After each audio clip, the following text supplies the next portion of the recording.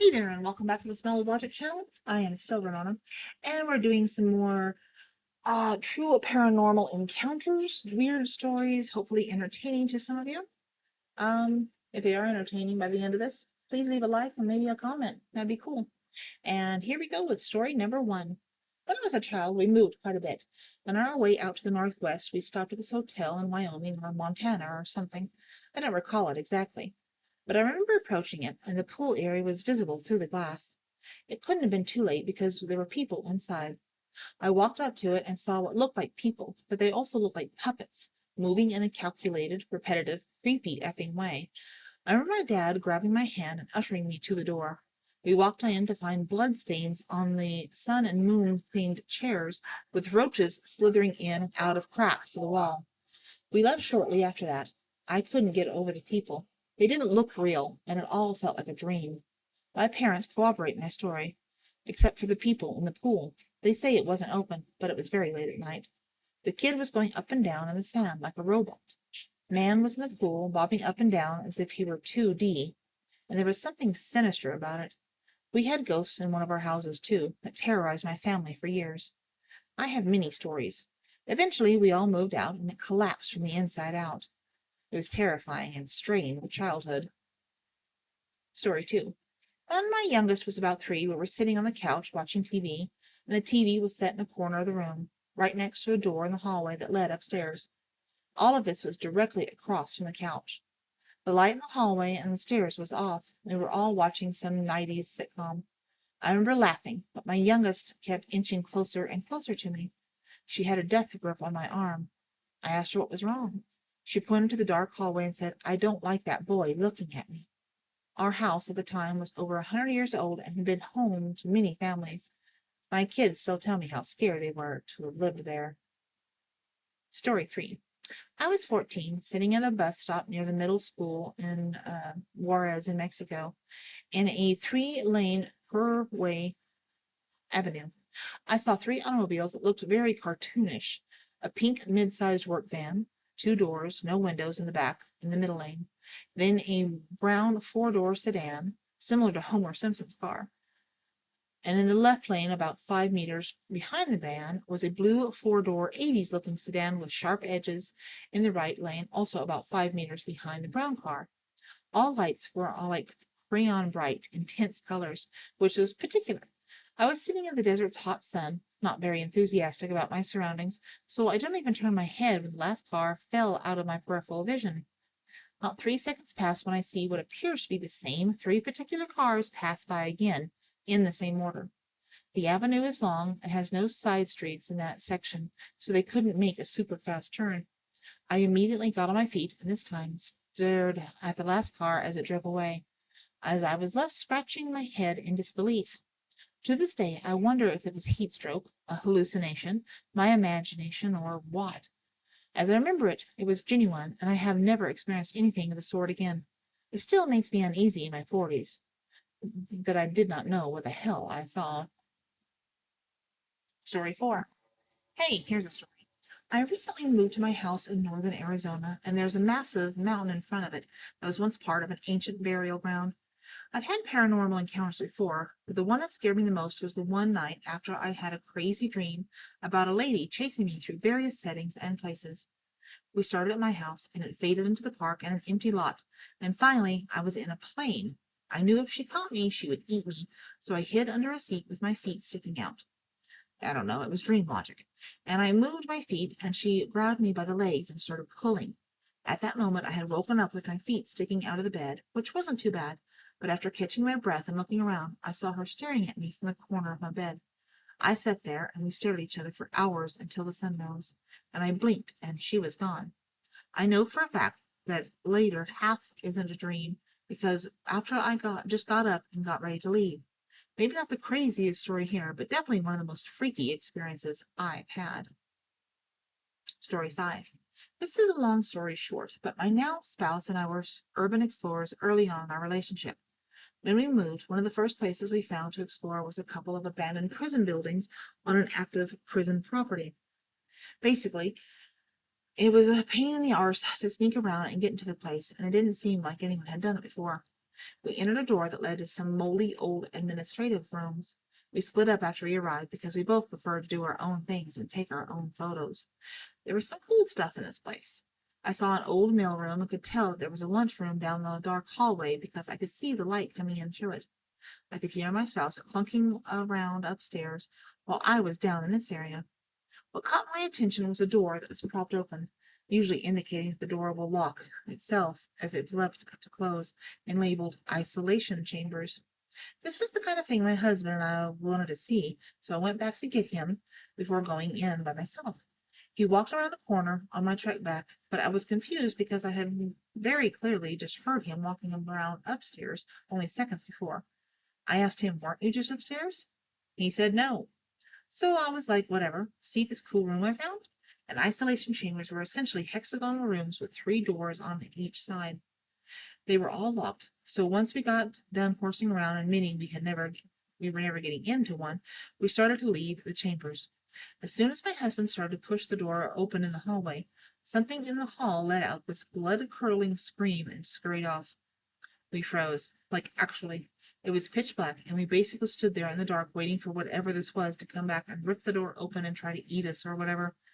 The realistic thought that came to mind was that it was some silly little animal that just happened to live in this building, but I knew that it had to be bigger than that, like something big enough to be stomping around above us like a full-sized grown man. So what was this animal? I wanted to say I had to have I want to say I had to have been, but I also wonder if there was something else because where we live there are no wild animals that big. Also, why would it have come downstairs to find us? What would have been during the process behind that now? Now it's been years, but I have some videos on an old phone where you can hear the footsteps above me in the hallway, so I know that I'm not crazy. Story 6. I have a few. The first one happened when I was about 10. I was at a friend's, 2 other girls' houses, with my sister. They lived in an old school building, and the room was divided into 3 rooms. We walked into their playroom, and there was 2 other rooms attached. One of them was their shared room, one was the guest room for friends when they stayed over. It's essential to know that there is no way for anyone to access this room without going through the playroom. Anyway, my sister, the younger girl, and I were in the playroom, and the older girl was in her room watching TV. The older girl came out of her room, told us that she was going to the kitchen for a snack, and then left the playroom. No more than a minute later, she comes out of her room again and says that she's going to the kitchen to get a snack. I was confused because 1, I never saw her come back in. 2, she just went to get a snack. I asked multiple times, and she insisted that she had indeed not gone to get a snack in the recent past. Neither of our sisters knew what I was talking about. Other things like this have happened to me, but this one stands out the most. The other thing happened when I was 12. I attended a weekend church camp during the winter. It was after lights. I was, and still am, a night owl. With all the excitement of being away from home and with our friends, I wanted to stay up, as did one of my friends. Our bunks were parallel to each other and at the corner of the cabin. Both my friend and I were on the top bunk, and we decided that I would sit on her bed after lights out so we could stay up and talk. At some point, she looked over at my bed and said, "Oh my God, a girl is sitting on your bed." I looked over, and sure enough, there was a girl that I had never seen before sitting on my bed. We were both freaked out, and I naturally wanted to debunk it. Desperately wanted to get to be a trick of the light, or of us being tired and hallucinating. I asked her what the girl looked like. Mind you, I hadn't told her what I had seen yet. She described exactly what I had seen in perfect detail. I have never been able to debunk this. Last one. I was 19. This was the first place I lived on my own, although I did have roommates. It was an old house, and I basically rented a room, a living room, a kitchen, and bathrooms were shared. Many paranormal things happened there, which both of my roommates and I experienced. I heard footsteps going up and down the stairs, even though I knew for a fact that I was the only one home. I saw a door opening and closing on its own. My roommate and I had doors slammed shut. Rooms, particularly my room, would be unseasonably cold in the summer. For the record, I dislike the cold and do everything possible to avoid it. All of my vents were closed, and I never turned on my fans, yet somehow it was much colder than the rest of the house, most of the time. My roommate also noticed one of the open hallways would get really cold for no reason. I also saw a shadow figure in my room at one point. There were plenty of others, but I do feel that I have already written way too much on this. Story 7. I was lying in the dark on my phone around 3 a.m. when my husband was asleep next to me. He was sleeping in the opposite direction that night because my little dog wanted to sleep next to me, so his feet were by my side. As I looked up at my husband, I noticed a head shape start to come more and more into focus. First, I saw a silhouette of a side profile face. As I continued to stare, the face materialized, complete with hair and facial features. I saw a man's head and shoulders on the other side of my bed, staring directly at my husband's face.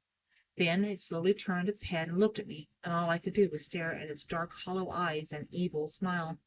I got so freaked out, I turned on the light and woke up my husband. He said he could feel something next to him, and he had bad vibes. I know what I saw, and I never want to see it again. Story 8.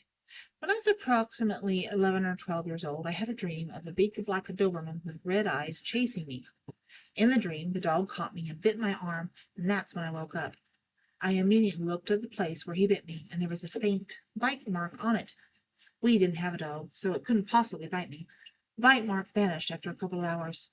This is something that I will never be able to explain or forget. Story 9. I experience things all the time. It's pretty standard for me. I think it's generational because my dad's the same way. I stay at my dad's a lot because he lives down the freeway from me and he's disabled. One night, I get up to use the bathroom. The family dog gets up, follows me, and lies in front of the bathroom door.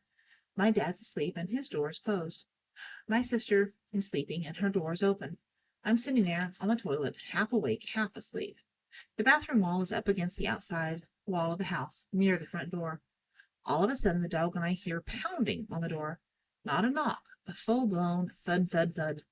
I got confused because I thought everyone was asleep, so I left the bathroom and checked everyone's rooms, and they're all still sleeping. While I'm checking, the noise is still happening. So the dog and I, side by side, walked down the hall to the front door. He literally had the hair on the back of his neck standing up. We get probably 10 feet from the door, and we're just staring at this as the pounding continues. The freaky thing? We have a metal screen door on the outside of the house door. It's always locked, especially at night. So if someone were knocking, they would be knocking on the screen, not the door, which confused me. Story 10. I looked out of the peephole and no one was there, so I back up and place my hand on my dog's back. Oops, I guess it's part of the same story, sorry. He's standing there, scared, with his fur up. We're both confused as to what's going on. I wasn't scared, I was just like, WTF is going on? So I stand there and the dog and I say, okay, I know you're there. You can stop now. And it stopped. That was it. I should note that my mom died in 2019. Yes, she messes with us a lot. I'm not sure if that was her or something else, but it was still very weird. Weird indeed. So there you go. A couple more entertaining true paranormal stories. Hope you have enjoyed them. If you did, leave a like and comment. If not, that's cool too. Go check out another video. We'll talk to you later. Bye.